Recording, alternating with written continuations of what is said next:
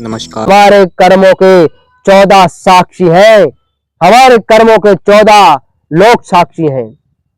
14 चीजें, 14 वस्तुएं साक्षी हैं जो हमारे कर्मों को देख रही हैं। पहला तो सूर्य, दूसरा अग्नि, तीसरा जल, चौथा वायु, पांचवा इंद्रिय, छठवां चंद्रमा, सातवां संध्या, आठवां रात, नौवां दिन और 10 जो दिशाएं और 11वां पृथ्वी और 12वां काल और 13वां धर्म और 14वां हमने आकाश।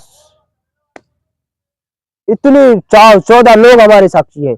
यदि हम हस्तमिथुन करेंगे तो पृथ्वी देख रही है, जल देख रहा है, जल देखो पीछे बह भी रहा है, बह रहा है ना पीछे। अग्नि है, सूर्य देख रहा है, पृथ्वी देख रही है, पेड़ पौधे देख रहे हैं, चारों तरफ से तो हमें लोग देख रहे हैं। कौन नहीं देख रहा बताओ? सब लोग देख रहे हैं। ये पत्थर देख रहे हैं हमें, ये जल हमें देख रहा है, ये भूमि हमें देख रही है, ये सब ये चीजें हमें देख रही। वायु तो हर जगह होती है, वायु देख रही है। तो यदि हम कोई कुकर्म करेंगे तो हमें सिर्फ चीजें देख रहे हैं और हमें कर्मों का जीव अश्वमेव भोक्तव्यम कृतं कर्म शुभाशुभम। मनुष्य को निज कृत शुभ अशुभ कर्मों का फल अवश्य मिलता है। जो व्यक्ति शुभ अशुभ या अच्छे या बुरे कर्म करता है उसका फल उसको अवश्य मिलता है। यत्करोत्यशुभं कर्म शुभं या यदि सततम अवश्यम तत् समापनो समाप्नोति पुरुषो नात्र संशयः। अर्थात कह रहे हैं कि मनुष्य जो शुभ अशुभ कार्य करता है उसका फल उसे अवश्य भोगना पड़ता है, इसमें कोई संशय नहीं है। ना पुरुषो नात्र संशयः। जय हो। स्वयं कर्म करोत्यात्मा स्वयं तत्फलम् अश्नुते स्वयं भ्रमयति संसारे स्वयं तस्माद् विमुच्यते। जीव स्वयं अपने कर्म करता है, स्वयं उसका शुभ अशुभ फल का भोगता है और वह अपने कर्मों से चक्कर लगाता रहता है, अपने कर्मों से संसार का चक्कर लगाता रहता है। जन्म मरण का पुनर्पि मरणम पुनर्पि जन्म यथे शयनम। कृपा पारे पारी मुमारे।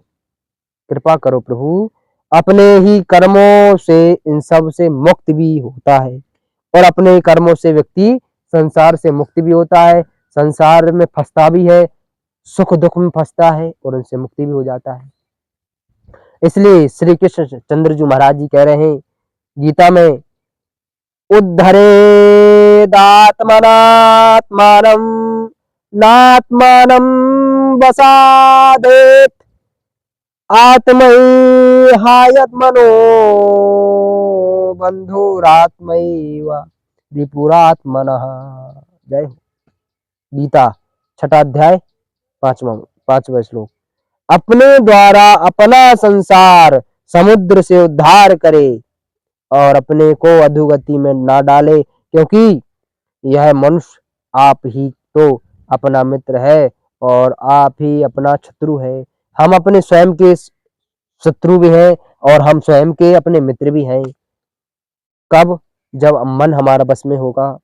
तो इसलिए सावधान, भूली ना देही कुरारंग पाऊ। यदि कोई पुरुष काम से पीड़ित होकर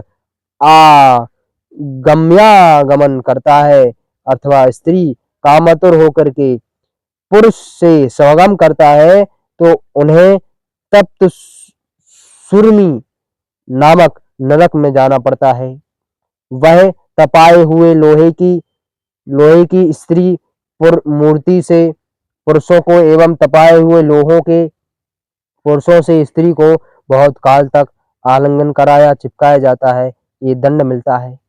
जो व्यक्ति काम वासना से पीड़ित होकर, भाई चलो भाई जैसे कोई गृहस्थ में है, वो अपनी पत्नी के साथ संतान उत्पत्ति के लिए सहयोग नहीं कर रहा, मजा लेने के लिए सहयोग कर रहा है, तो उसको कौन सा दंड दिया जाता है? तो यहाँ पे सुनो, और उसको दंड दिया जाता है, भूली ना देही कोरारंग पाऊ, कुमारंग पाऊ, अर्थात कोई व्यक्ति ऐसा करता है, स्त्री या पुरुष कामातुर होकर के पुरुष से समागम करता है, या पुरुष कामातुर होकर स्त्री के साथ समागम करता है, तो उसे तप्त सूर्मी नामक नरक में जाना पड़ता है। तप्त सूर्मी मतलब तपाते हैं, वहां गर्म एकदम लोहा, लाल लाल लोहे में चिपकाते हैं, वहां तपाए हुए लोहे की स्त्री मूर्ति से तपाई हुई लाल लोही मूर्ति बनाई जाएगी लोहे की, और उसको लाल कर दिया जाएगा, स्त्री की मूर्ति बढ़िया सुंदर एकदम आकर्षित मूर्ति उस लोहे की बनाई जाएगी, और उसको लाल कर दिया जाएगा,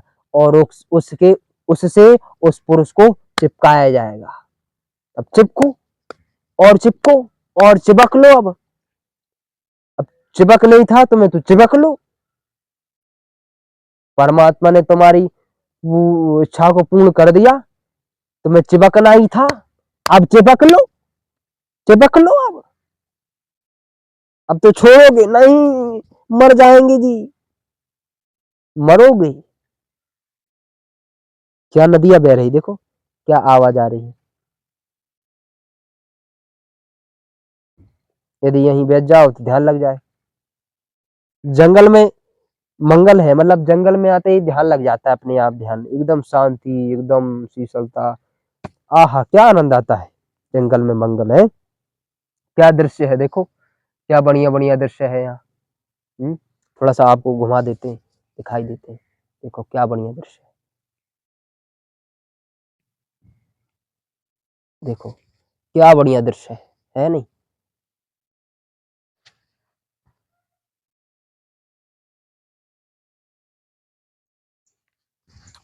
तो इतना बढ़िया दृश्य है, और जंगल में घूमा करो, जाया करो, वहां जाके थोड़ा ध्यान लगाया करो, तो उससे तुम्हारा मन बुद्धि पवित्र होगा, है ना, सब कुछ पवित्र होगा।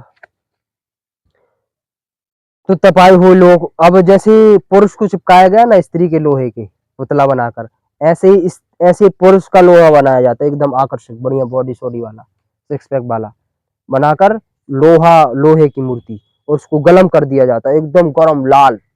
फिर उसे क्या, उससे स्त्री को चिपकाया जाता है। चिपको, अब तुम भी चिपको, बहुत चिपकती थी ना पुरुष के साथ, अब चिपको, चिपको, अब मरोगी। अब तो बहुत काल तक आलिंगन करा चिपकाया जाता है, ये दंड मिलता है। देख लो फिर ऐसा दंड मिलेगा, इसलिए समझ जाओ।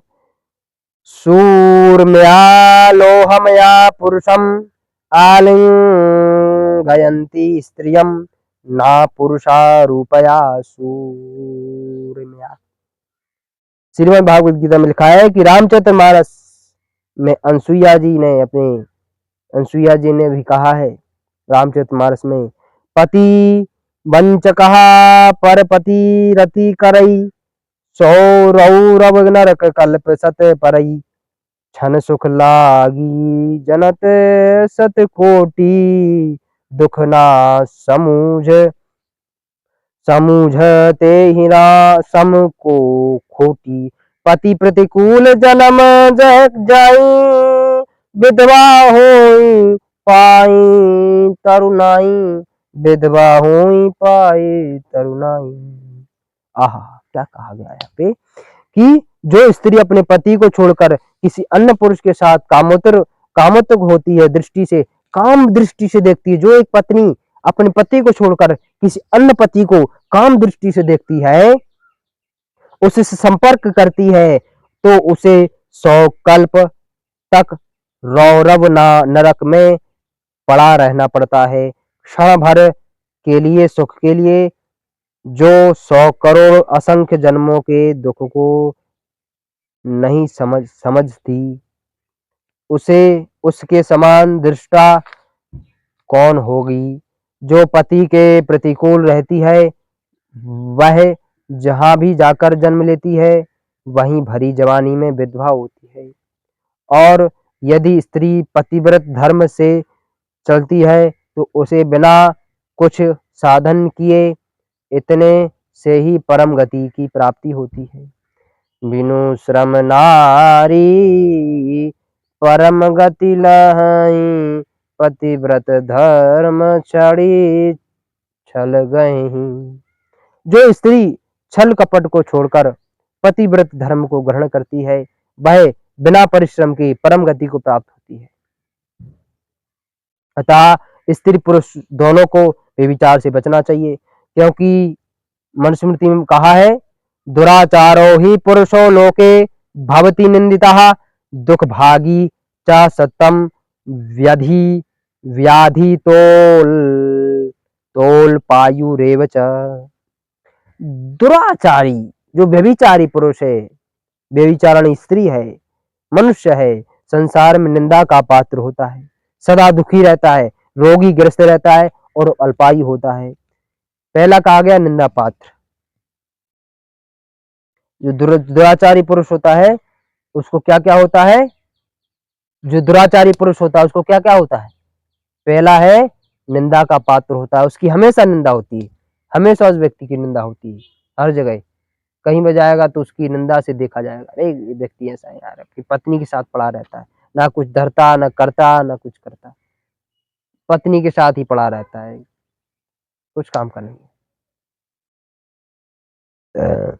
ऐसे व्यक्ति लोग सोचते हैं उसके बारे में, और सदा दुखी रहता है। प्रभु भी दुखी हो गए यार, क्या जिंदगी है यार, कोई जीवन डिप्रेशन में चला जाता है और रोगी ग्रस्त हो जाता है। रोग तो फिर लगेंगी और हर्निया हो जाएगा, पेट खराब तो रहेगा ही उसका, पेट कभी हार्ट अटैक आगे नहीं संभावना भी होती है, हार्ट खराब हो जाता है। हार्ट अटैक आज जितने भी हार्ट अटैक आ रहे हैं, केवल व्यक्ति अपनी पत्नी के साथ दुराचारी कर रहा है, अपने पत्नी के साथ उल्टी चीजें काम कर रहा है, अपनी पत्नी के साथ। इसलिए केवल संतान की उत्पत्ति के लिए हमें पत्नी के पास जाना चाहिए, अन्य कामोत्तर चीजों के लिए नहीं जाना चाहिए। और जल्दी भी मर जाता है, आजकल लोग 60 में 50 में इसीलिए मर रहे हैं, अल्पायु हो जाता है। अतः अगर भ्रष्ट आचरण करेंगे तो तुम्हारी संतान कैसे बलवान होगी। यदि हम भ्रष्ट आचरण करेंगे, गंदे आचरण करेंगे, तो कैसे हमारी संतान बलवान हो, क्या तेजवान हो, बलवान बुद्धिमान कैसे पैदा होगी। आजकल इससे तो पैदा नहीं हो पा रहे बच्चे, कोई शुगर, किसी को डायबिटीज, छोटे छोटे बच्चों को, ये सब माता पिता कर्मों का फल मिल रहा है, बच्चों को भोगना पड़ रहा है। गृहस्थी में भी जाना है तो तब तक पूर्ण ब्रह्मचर्य का पालन करे, जब तक आप गृहस्थ धर्म से युक्त ना हो जाओ। यदि व्रत है तो आजीवन ब्रह्मचर्य का धारण करे। थोड़े दिन यद्यपि जलन होगी, लेकिन इसको यदि आप सह जाओगे तो बहुत आनंद में रहेंगे, बहुत शीतलता मिलेगी, द्वंद्वों से लड़ने की सामर्थ्य आएगी और भगवत प्राप्ति का उत्साह होगा। देखो, जो गृहस्थ आश्रम है वो ब्रह्मचर्य का पालन पहले करे, वो गृहस्थ आश्रम में भी करे। और कोई सन्यासी बनना चाहे तो सन्यासी बने। अब जिसको सन्यासी बनना है उसको शुरू शुरू में तो कष्ट होगा भाई, शुरू शुरू में जलन होगी, भयंकर कामदेव बहुत सताएगा, पर धीरे धीरे कम होता जाएगा। पहले शुरू शुरू में बहुत सताएगा, बहुत गंदे विचार आएंगे, जब ब्रह्मचर्य का पालन करेंगे फिर धीरे धीरे कम होंगे, फिर और कम होंगे, फिर और कम होंगे, फिर एकदम खत्म हो जाएंगे, भगवान की कृपा हो जाएगी। तो इन्हीं शब्दों के साथ आज का विचार बहुत अच्छा रहा, तो इसी पर विचार करें ज़्यादा से ज़्यादा कि हम गृहस्थ आश्रम में हैं, ब्रह्मचर्य का पालन कैसे करें, या सन्यासी में तो अपने द्वंद्व को कैसे सहते रहें। ओम शांति शांति शांति। सबको सादर नमस्ते जी, धन्यवाद।